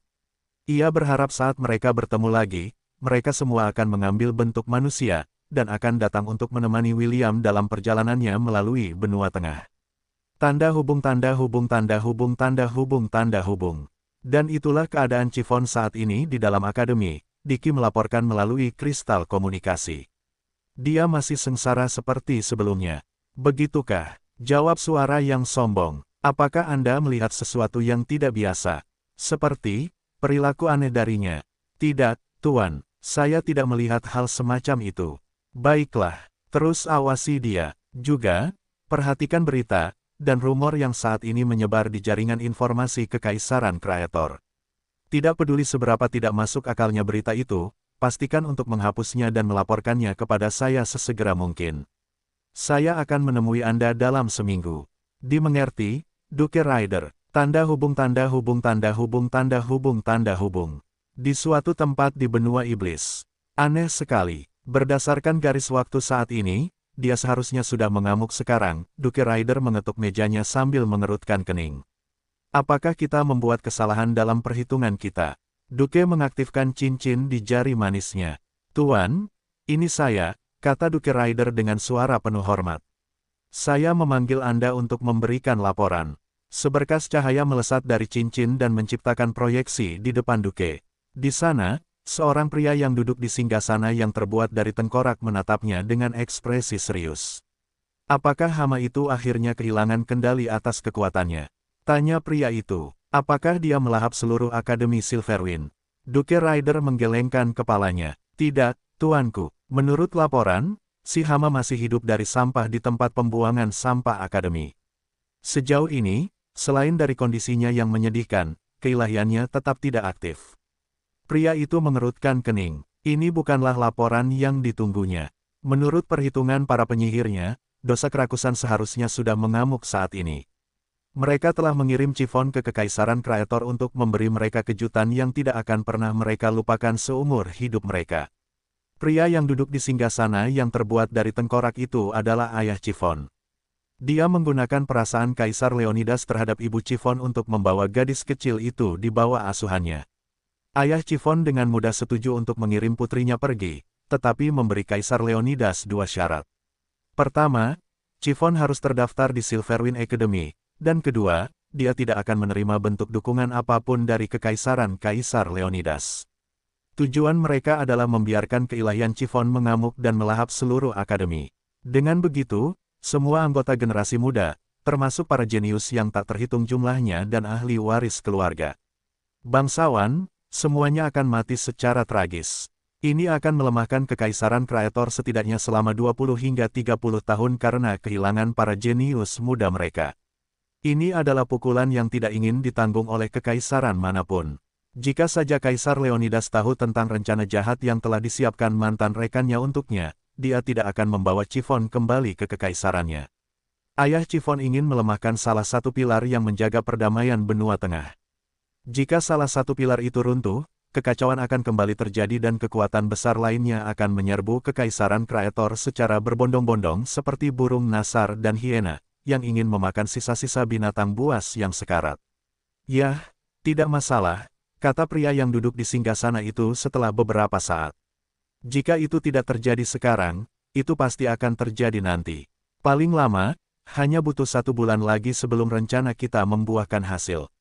Saya setuju, tuanku. Duke Ryder menganggukkan kepalanya. Saya akan terus memantau Kekaisaran Kreator. Begitu saya mendengar kabar baik, saya akan segera melaporkannya kepada Anda, tuanku. Bagus. Pria di singgasana itu mengangguk. Kita telah mengalami banyak kemunduran akhir-akhir ini. Rencana untuk mendapatkan Broodmare di benua selatan juga gagal. Tuanku, apakah Anda sudah mendengar tentang berita tentang peri? Benar, aku sudah mengirim orang untuk memverifikasi apakah berita itu benar atau tidak. Pria yang duduk di singgasana itu telah mendengar rumor yang sangat menarik dari benua selatan. Menurut informasi yang ia peroleh, para peri mencoba menaklukkan kerajaan manusia, dan gagal total. Selain kehilangan jutaan peri, demigod mereka, Seperon menghilang, dan salah satu binatang pelindung mereka, Eneru, tewas dalam pertempuran. Jika berita ini benar, maka itu akan sangat melemahkan kekuatan benua bulan perak. Pria itu masih belum melupakan saat ia hampir berhasil menaklukkan para peri dan menjadikan mereka budak mereka. Sangat disayangkan bahwa seorang pahlawan manusia berdiri di hadapan mereka dan menginjak-injak ambisinya ke tanah. Pria itu mengusap lengan kirinya yang telah tumbuh kembali menggunakan kekuatan sihir hitam. Mereka telah sangat menderita dalam perang itu. Karena tingkat reproduksi ras iblis yang lambat, mereka memutuskan untuk menangkap manusia yang memiliki kekuatan sihir dan spiritual yang kuat. Mereka akan menjadi induk kuda betina yang akan membantu mereka meningkatkan jumlah mereka. Meskipun kerajaan dan kekaisaran manusia di benua tengah selalu berselisih satu sama lain, mereka akan mengesampingkan keluhan mereka dan bersatu jika perdamaian mereka terancam. Inilah sebabnya mengapa penguasa benua iblis tidak berani menangkap para jenius di benua tengah, dan hanya menerima mereka yang ada di benua selatan. Sayangnya, rencana ini juga gagal. Pada akhirnya, mereka terpaksa berurusan dengan pedagang budak untuk mendapatkan budak-budak yang menjanjikan yang berpotensi melahirkan iblis yang kuat. Meskipun perdagangan budak dilarang di beberapa bagian benua, masih ada tempat-tempat di mana lelang bawah tanah diadakan. Para pedagang budak tidak peduli siapa yang membeli barang dagangan mereka selama uangnya bagus, beberapa di antara mereka bahkan menjalin kemitraan dengan ras iblis yang selalu membeli budak mereka dalam jumlah besar. Yang mulia, saya punya hal lain untuk dilaporkan, kata Duke Ryder sambil tersenyum. Saya mendengar dari sumber yang dapat dipercaya bahwa putra musuh bebuyutan kita juga ada di Kekaisaran Kreator. Putra musuh bebuyutan kita. Pria itu menatap Duke Iblis dengan tatapan menilai. Apakah Anda berbicara tentang putra Maxwell dengan sang saintes? Ya, Yang Mulia. Menurut salah satu mitra bisnis saya di Kekaisaran Kreator, Half-Elf saat ini terdaftar di Akademi Silverwind. Senyum jahat muncul di bibir pria itu. Tak lama kemudian, dia tertawa terbahak-bahak. Duke Rider tersenyum saat dia melihat tuannya tertawa sepuasnya. Takdir benar-benar tahu cara membuat lelucon, kata pria itu setelah tertawa. Saya tidak sabar untuk melihat hari ketika gadis itu, Chiffon, akan melahap segalanya, termasuk putra bajingan itu. Saya ingin tahu bagaimana reaksi sang saintes setelah mendengar berita ini.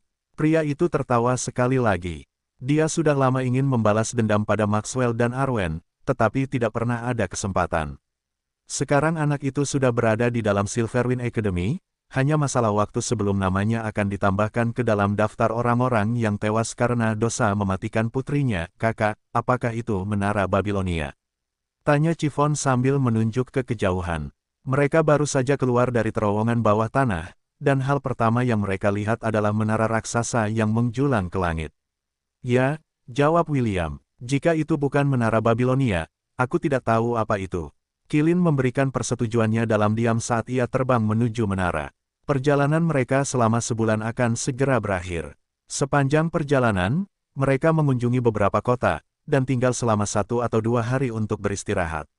Selama perjalanan mereka, Chiffon menjadi lebih bersemangat, cocok untuk gadis seusianya. Tanpa terus-menerus diawasi dan dibatasi oleh orang lain, rasa ingin tahu terpendam gadis berambut merah muda itu pun meledak. William menyukai perubahan kepribadian Chiffon ini. Meskipun ia masih tidak bisa tersenyum, lengkungan halus di sudut bibirnya semakin terlihat jelas seiring berjalannya waktu. Half-elf itu berharap akan datang suatu hari di mana Chiffon akan menunjukkan kepadanya senyuman yang datang dari lubuk hatinya. Senyum yang pasti akan meluluhkan hati siapapun yang melihatnya. Besar sekali, Chiffon menatap heran menara raksasa yang semakin membesar. Aku belum pernah melihat yang seperti ini. William mengangguk setuju. Menara itu memang sangat mengesankan, dan dalam beberapa hal, menakutkan. Seperti raksasa yang melihat ke bawah ke seluruh dunia dan menantang semua orang untuk naik ke lantai tertingginya. Setelah 1 jam, Dark Qilin perlahan turun dari langit. Di dasar menara, sebuah kota besar dibangun. Disinilah orang-orang dari segala usia dan berbagai etnis berkumpul untuk menantang lantai menara. Ada total 50 lantai yang ditaklukkan di dalam menara Babilonia. Mereka yang berhasil menaklukkan lantai-lantai ini menjadi keluarga penguasa yang memerintahnya. Bahkan bisa dikatakan bahwa mereka adalah raja di wilayah mereka sendiri, dan bahkan kaisar dari berbagai kekaisaran tidak memegang kendali atas mereka. Karena kekayaan dan hadiah lain yang ditawarkan menara, banyak yang akan menantangnya dari waktu ke waktu, untuk menembus lantai ke-51 yang dianggap mustahil untuk ditaklukkan. Pada akhirnya, kebanyakan orang menyerah dan memutuskan untuk bekerja untuk keluarga yang telah berhasil menaklukkan lantai mereka sendiri. Kota di dasar menara menjadi pusat keluarga penguasa ini. Disinilah mereka menjual atau melelang produk-produk eksklusif untuk lantai mereka masing-masing, dan mereka mendapat untung besar darinya. Kota ini diperintah oleh sebuah dewan, yang terdiri dari 50 anggota. Setiap anggota ini berasal dari keluarga di setiap lantai dan bekerja sama untuk menciptakan kota yang dikenal sebagai kota Babilonia. William mendarat 1 mil jauhnya dari kota karena Black Qilin terlalu menarik perhatian. Ia menyuruh Chiffon mengenakan jubah berkerudung hitam, dan topeng untuk menutupi wajahnya yang cantik. Gilbert pernah ke kota itu sebelumnya dan ia berkata bahwa itu adalah tempat di mana perdagangan budak didorong. William adalah seorang half-elf dan Chiffon adalah half-dwarf half-demon. Keduanya tampan, jadi peluang mereka untuk ditangkap sangat tinggi. William tidak takut dengan kalung budak, karena sihir perbudakan tidak mempan lagi padanya. Ini adalah salah satu manfaat mengenakan Collar of Wisteria di masa lalu. Celine mengaku bahwa salah satu alasan mengapa ia memberi William kalung itu adalah untuk mencegah orang lain memperbudaknya. Karena Celine dan Celeste juga mengenakan kalung itu saat mereka masih muda, mereka juga memperoleh kekebalan dari sihir perbudakan. Ini adalah persiapan yang dilakukan oleh kakek mereka untuk mencegah kedua gadis itu diperbudak dan digunakan untuk perbuatan-perbuatan jahat. Satu-satunya kekhawatirannya adalah keselamatan Chiffon. Dia tidak tahu apakah salah satu dari 7 dosa mematikan dapat diperbudak. Dia hanya berharap tidak ada yang cukup bodoh untuk mendekatinya. Kalau tidak, William akan menghapus mereka dari muka bumi. William dan Chiffon baru saja mencapai gerbang ketika half-elf itu tiba-tiba berhenti berjalan. Alasannya, ada wajah yang dikenalnya menatapnya sambil tersenyum. "Tuan," tanya William sambil memperhatikan peri cantik itu berjalan ke arahnya dengan linglung. Dari semua orang yang dikenalnya, dia tidak menyangka akan melihat Selin di kota Babilonia. Itu aku, jawab Selin sebelum mengacak-acak rambut William. Kau tumbuh sedikit lebih tinggi sejak terakhir kali kita bertemu. Chiffon menatap wanita di depannya. Dia bisa tahu bahwa dia cukup dekat dengan William karena kakaknya tampak senang melihatnya. Tuan, mengapa kau di sini? Karena seekor burung memberitahuku bahwa kau akan berada di sini.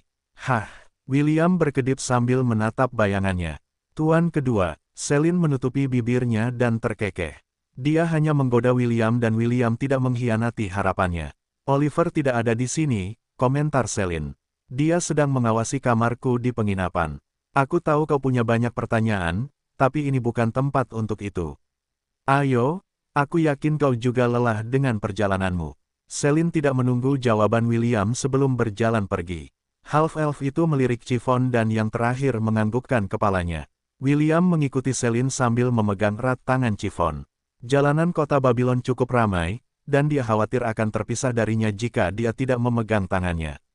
Tak lama kemudian mereka tiba di sebuah penginapan yang tampak elegan, jauh dari jalan utama kota. Selin menuntun mereka ke kamarnya tanpa sepatah kata pun. Sudah lama tidak bertemu, Will kecil, Oliver menyapa William begitu dia memasuki kamar Selin. Tuan kedua, kuharap kau baik-baik saja, jawab William.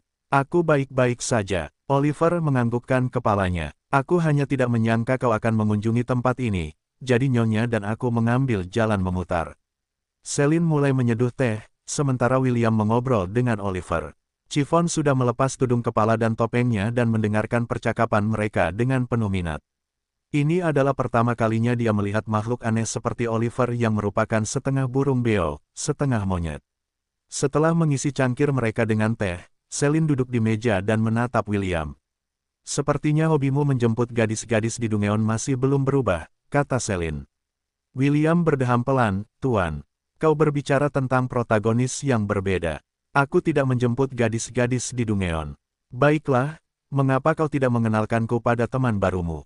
Tanya Selin. Peri cantik itu sudah merasakan keunikan Chiffon.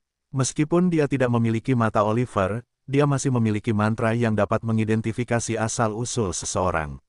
Tidak seperti para peri di benua Silvermoon, Selin tidak memihak ras lain.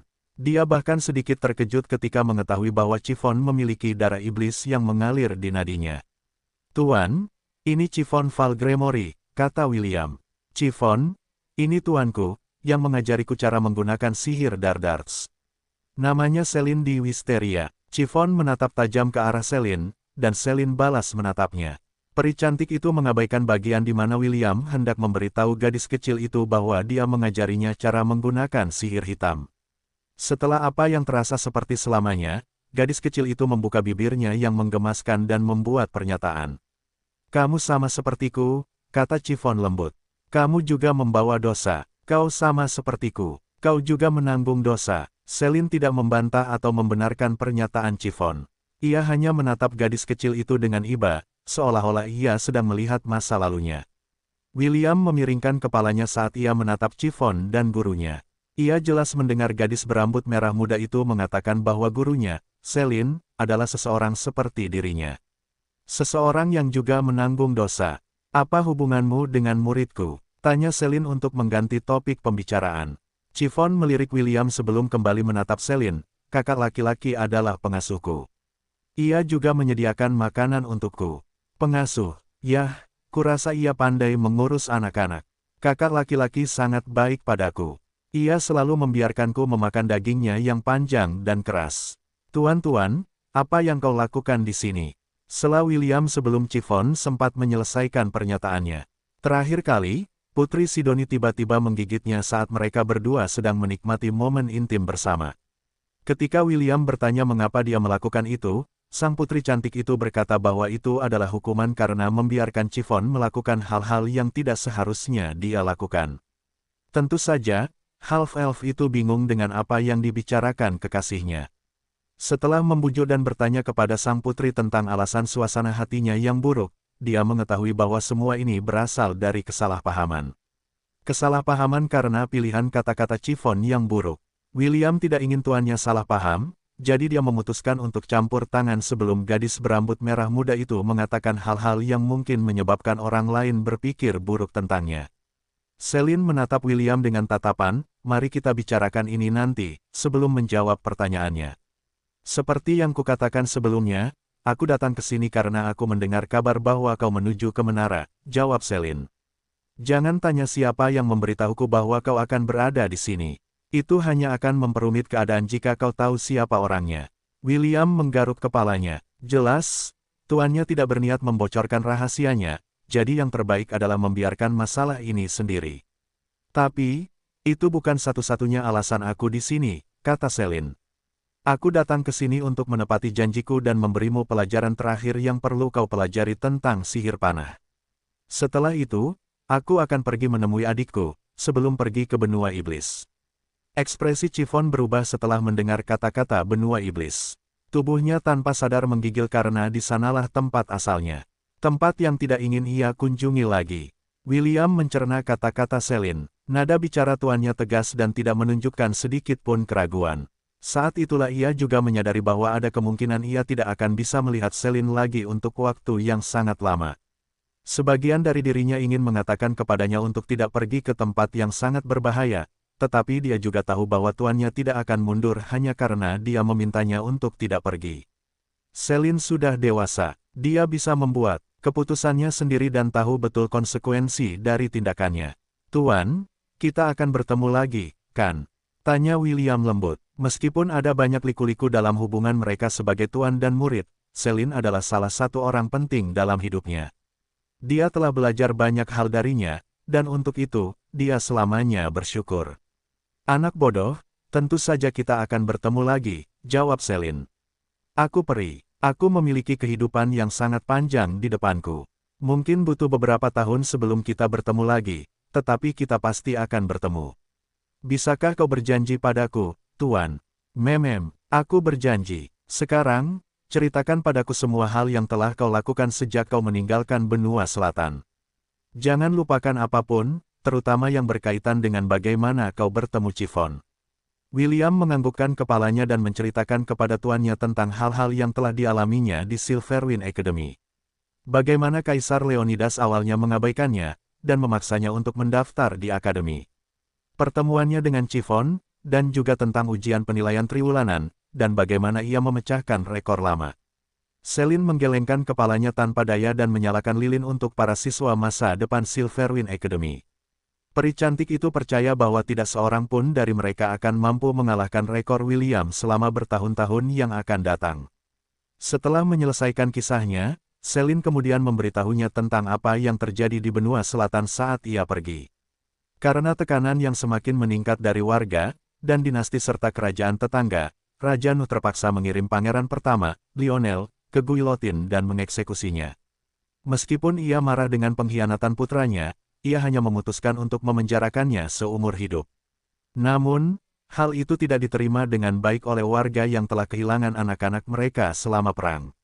Untuk mencegah perang saudara, Raja Nu berkompromi dan menguatkan dirinya, mengorbankan anak sulungnya untuk menenangkan massa. Putra keduanya, Pangeran Rufus, diasingkan dari kerajaan Helan. Menurut Celine, pangeran yang diasingkan itu memutuskan untuk datang ke benua tengah dan memasuki sekte Misti. Setelah kehilangan kedua putranya, Raja mengumumkan Pangeran Ernest sebagai putra mahkota baru kerajaan Helan. Tidak hanya itu, ia juga mengumumkan nama calon ratunya, yang tidak lain adalah Putri Brianna dari suku utara. Senyum muncul di wajah William ketika mendengar bahwa kedua anak itu telah resmi bertunangan. Ia memperlakukan Brianna seperti adik perempuannya, dan ia hanya memikirkan kebahagiaannya. William tahu bahwa Pangeran Ernest benar-benar peduli padanya, jadi dia tidak khawatir adik perempuannya akan diganggu. Bahkan jika dia diganggu, lalu kenapa? William akan kembali ke kerajaan Helan dan memukul putra mahkota yang baru dengan keras, untuk membalaskan dendam adik perempuannya. Celine tidak menceritakan bagian yang merepotkan tentang pembangunan kembali kerajaan Helan, dan hal-hal lain mengenai perjanjian damai yang telah ditandatangani oleh 4 faksi penguasa di benua selatan. Dia tahu bahwa tidak satu pun dari hal-hal ini penting bagi William, jadi dia tidak ingin membuang-buang waktu untuk menjelaskan hal-hal ini juga. "Baiklah, apakah kamu siap untuk pelajaran terakhirmu, Will?" tanya Celine. Kali ini, aku tidak akan menahan diri. Aku ingin melihat apakah kamu telah mengendur dalam pelatihanmu setelah kamu meninggalkan kerajaan Helan. William menepuk dadanya dengan percaya diri dan memberi Celine senyuman percaya diri. Aku siap, Tuan. Kali ini, yang akan kalah adalah kamu. Sangat yakin, iya, baiklah. Mari kita lihat apakah kamu dapat membuktikannya. William memegang tangan Chiffon dan mengulurkan tangan ke arah Celine. Peri cantik itu memegang tangannya dengan erat. Oliver memasuki bayangan Celine agar tidak tertinggal. Beberapa detik kemudian, pemandangan di sekitar mereka berubah. William telah membawa semua orang ke dalam Thousand Beast Domain miliknya, tempat ia dan Celine akan bertanding terakhir kali. Dulu, William selalu kalah melawan elf cantik itu setiap kali mereka bertarung di dalam laut kesadarannya. Namun kini, semuanya berbeda. William bukan lagi anak tak berdaya yang disiksa Celine selama latihan mereka. Remaja berambut merah itu bahkan menantikan pertandingan dengannya. Yang tidak diketahuinya adalah bahwa pelajaran terakhir Celine bukanlah pelajaran biasa. Itu adalah pelajaran yang akan diingatnya seumur hidup. William mengeringkan rambutnya setelah keluar dari kamar mandi. Ini selalu menjadi rutinitasnya setiap kali hendak berlatih dengan Celine di dalam laut kesadarannya. Ia melirik Chiffon yang sedang tidur nyenyak di atas tempat tidurnya. Mereka baru saja makan malam 3 jam yang lalu, dan gadis kecil itu memutuskan untuk tidur lebih awal karena masih kelelahan setelah perjalanan mereka. Di sisi lain, William punya janji dengan Celine, jadi ia meninggalkan kamar setelah mengenakan pakaian bersih. Ia meninggalkan villa dan langsung menuju kediaman Celine yang telah ia bangun untuknya sejak lama. Kediaman ini memiliki laboratorium tempat tuannya akan melakukan eksperimennya dari waktu ke waktu. William menganggap semua hal ini seolah-olah baru terjadi kemarin. Sekarang, Celine akan pergi ke tempat yang jauh, dan half-elf itu tidak tahu kapan ia akan menemuinya lagi. Meskipun tuannya bersikap santai tentang hal itu, ia tidak bisa menahan rasa cemas karena memikirkan bahwa mereka berdua tidak akan bisa bertemu lagi. Ia mendesah sambil mengetuk pintu Celine, mengumumkan kedatangannya. "Tuan, aku di sini. Masuklah." William memasuki ruangan dan langsung menuju kamar tidur. Di sana, dia melihat pintu perak tempat Celine menunggunya. Pintu itu adalah pintu masuk artefak khusus, Eternity. Disinilah William berlatih dengan Celine semasa kecil. Sehari di dalam artefak itu sama saja dengan 1 jam di dunia nyata. Untuk memaksimalkan waktu latihan mereka, Celine akan menggunakan artefak ini, sehingga mereka berdua bisa berlatih selama berhari-hari, bahkan berminggu-minggu, selama waktu luang mereka. Dia telah melakukan ini berkali-kali di masa lalu, meskipun begitu, melihat Celine dalam pakaian tidurnya masih membuat jantungnya berdetak sedikit lebih cepat dari biasanya. William berhenti sejenak untuk mengagumi peri cantik di depannya. Seolah-olah dia sedang menanamkan gambaran ini di kepalanya, kalau-kalau dia melupakannya setelah bertahun-tahun tidak bertemu. "Ada apa?" tanya Celine sambil menatap half-elf yang kebingungan yang sedang menatapnya. "Kemarilah, waktu tidak menunggu siapapun." "Ya, Tuan," jawab William sambil berbaring di tempat tidur. Ia menghadap Celine seperti yang telah dilakukannya berkali-kali di masa lalu, dan menunggu Celine menempelkan dahinya di dahinya. "William, kali ini, jangan menahan diri," kata Celine sambil mendekat. "Mari kita lakukan pertarungan yang benar-benar mematikan." "Dimengerti, Master." "Sinkronkan. Tanda hubung tanda hubung tanda hubung tanda hubung tanda hubung." Suara ledakan bergema di dalam laut kesadaran William. Pertarungan mereka telah berlangsung selama 1 jam, dan tidak ada yang berhasil memberikan pukulan telak satu sama lain. Celine telah menurunkan ranknya agar setara dengan William, jadi mereka hampir setara. Pengalaman bertarung elf cantik itu lebih tinggi, tetapi keterampilan William yang tak terhitung jumlahnya menutupi celah itu. Ice Cycle Realm, Darkest Domain. Kedua kekuatan itu saling beradu dan saling meniadakan. William menembakkan beberapa Ice Spear, Fireball, dan Windblade ke arah Celine, tetapi Celine terlalu cepat untuk terkena serangannya. Void Arrow. William mengarahkan jarinya dan sebuah anak panah hitam melesat keluar darinya. Celine mencibir dan menembakkan Void Arrow miliknya sendiri. Ketika kedua anak panah itu bertemu, Void Arrow milik Celine menghancurkan milik William dan melanjutkan lintasannya menuju bocah itu. William menghindar dan kali ini, dia menggunakan cambuk hitamnya untuk menyerang Celine. Seolah menunggu gerakan itu, Celine juga memanggil Dark Whip dan menyerang William. Ketika kedua cambuk itu saling beradu, Dark Whip milik William menghilang dan Dark Whip milik Celine meliuk-liuk ke arahnya seperti makhluk hidup. William mengangkat tangannya dan beberapa pilar es menghalangi laju cambuk itu. Namun, semuanya hancur oleh kekuatan di balik serangan Celine, memaksa William mundur dan melarikan diri dari jangkauan serangannya. Bahkan ketika dua kekuatan yang sama digunakan, itu tidak berarti bahwa keduanya akan saling meniadakan, Celine menjelaskan sambil menembakkan beberapa sinar gelap ke arah William. Apa yang kau gunakan hanyalah sihir hitam, sedangkan milikku adalah sihir hitam sejati. Inilah perbedaan kekuatan kita. William memanggil Stormcaller dan menembakkan rentetan petir untuk melawan serangan sihir Celine. Suara gemuruh terdengar ketika kedua serangan itu bertabrakan, tetapi Half-Elf dan tuannya tidak memperdulikannya. Keduanya bertarung satu sama lain dalam pertarungan jarak dekat saat Stormcaller dan Ditskite milik Celine saling menyerang, mengirimkan percikan api ke segala arah. Tuan, bagaimana aku bisa mendapatkan sihir hitam sejati? William bertanya ketika Celine menjauhkan diri darinya.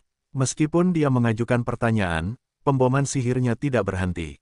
Setelah menangkis serangan William, Celine tersenyum saat William menyalurkan aura pertempurannya pada senjatanya. Kau bisa menggunakan sihir kegelapan sejati setelah kau menyerahkan dirimu pada kegelapan, jawab Celine sambil menghentakkan kakinya di tanah untuk mendorong dirinya maju. Kau tidak perlu menggunakan kekuatan ini karena kau mampu menggunakan kekuatan semua elemen. Jika kau bertemu seseorang yang menggunakan sihir kegelapan sejati di masa depan, jangan pernah menggunakan sihir kegelapan untuk melawan mereka. Celine tidak memberi William kesempatan untuk menjawab saat sabitnya terentang seperti cambuk yang siap membelah William menjadi dua. Si anak laki-laki itu tidak gentar saat ia mengarahkan senjatanya ke arah Celine. Quick Shot War Arts, teriak William. Grand Bazooka, sebuah lightning blast yang dahsyat meletus dari ujung tombak, menghantam serangan Celine yang dahsyat. Benturan antara keduanya hanya berlangsung sesaat sebelum serangan William mengalahkan jurus pamungkas tuannya. Celine menghindar ke samping dengan berguling-guling di tanah. Sebelum dia bisa berdiri dan melanjutkan pertarungan, ujung Stormcaller menekan lehernya. Aku menang, Tuan, kata William. Dia bisa saja memotong leher Celine dari kepalanya, tetapi dia tidak tega melakukannya. Dia tetap tuannya, dan William menghormatinya. Itulah sebabnya, dia hanya memutuskan untuk mengakhiri pertarungan mereka dengan cara yang tidak akan meninggalkan rasa tidak enak di mulutnya. Bagus sekali, jawab Celine setelah setengah menit. Kamu benar-benar telah berkembang pesat sejak terakhir kali kita bertarung satu sama lain. William melepaskan ujung Stormcaller dari leher tuannya dan mengulurkan tangan untuk membantunya berdiri. Dengan ini, aku bisa pergi ke benua iblis tanpa mengkhawatirkanmu, kata Celine sambil menepuk bahu William. Aku yakin kau akan baik-baik saja bahkan tanpa aku. William adalah murid pertamanya, dan mungkin yang terakhir. Celine sangat bangga padanya, terutama selama perang di benua Selatan. Half-Elf itu juga telah mengajarinya banyak pelajaran hidup. Berkat William, Celine telah mengubah pola pikirnya dan memutuskan untuk menghadapi hal-hal yang selama ini ia hindari. Itulah sebabnya ia ingin menemui William terlebih dahulu, sebelum bertemu saudara kembarnya, Celeste. Setelah ia bertemu kembali dengan saudaranya, ia kemudian akan pergi ke benua iblis untuk mengunjungi gurunya. Celine cukup khawatir tentangnya, dan sangat merindukannya. William menundukkan kepalanya, karena ia tidak ingin gurunya melihat ekspresi sedihnya. Berhentilah bertingkah seperti anak manja, kata Celine sambil menggunakan ujung jarinya untuk mengangkat kepala William. Karena kau telah mengalahkanku dengan adil, izinkan aku memberimu hadiah. Celine mendekatkan kepalanya. Mata William membelalak saat bibir lembut Celine menempel di bibirnya sendiri. Selamat ulang tahun, William, kata Celine sambil tersenyum. Selamat, hari ini menandai hari kedewasaanmu. Kamu sekarang dianggap dewasa, jadi sudah waktunya bagimu untuk menjadi dewasa. Ya, ketika jam menunjukkan pukul 12, William secara resmi berusia 18 tahun di dunia Hestia. Half-Elf itu tidak melupakan hari ulang tahunnya, dan bahkan membuat rencana untuk mengadakan perayaan di Thousand Beast Domain setelah kelas Ashe dan Putri Sidoni berakhir pada sore hari. Sebelum William sempat bereaksi terhadap kata-kata Celine, elf cantik itu menjentikkan jarinya. Lingkungan sekitar berubah, dan mereka kembali ke kamar tidur di mana mereka berdua berbaring saling berhadapan. Ini akan menjadi pelajaran terakhir kita bersama, bisik Celine di telinga William. Ia sekali lagi mencium bibir William sebelum melepaskan tali yang mengikat pakaian tidurnya. Meskipun aku merasa kasihan pada kekasihmu, aku akan menjadi yang pertama. William menatap peri cantik yang sedang menatapnya. Ia akan berbohong jika mengatakan bahwa kemungkinan ini tidak pernah terlintas dalam benaknya saat ia masih muda. Sekarang setelah Celine secara aktif menelanjanginya, ia tahu bahwa tuannya serius. Tuan, kurasa kau salah paham, kata William sambil menangkup wajah Celine. Bukan kau, tapi aku. Aku akan menjadi yang pertama. William menarik peri cantik itu ke arahnya dan menciumnya dengan penuh gairah. Ini adalah awal dari malam pertama mereka bersama. Bukan sebagai tuan dan murid, tapi sebagai seorang pria, dan seorang wanita yang akan mengambil langkah selanjutnya dalam hubungan mereka.